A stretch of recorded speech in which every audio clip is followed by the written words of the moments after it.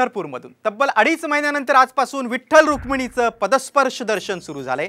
आज पहाटे दर्शन सुरू झाल्यानंतर पहिल्यांदाच अनेक भाविकांनी विठुरायाचं अगदी डोळे भरून मनापासून दर्शन घेतलं। दर्शन घेतल्यानंतर भाविकांनी मन सुखावल्याची भावना देखील व्यक्त केली। विठ्ठल रुक्मिणी मंदिराचं जतन आणि संवर्धनाचं काम सुरू आहे। त्या कामासाठी 15 मार्च पासून विठ्ठल रुक्मिणीचं पदस्पर्श दर्शन बंद होतं, त्यानंतर आजपासून हे दर्शन पुन्हा सुरू झालेलं आहे।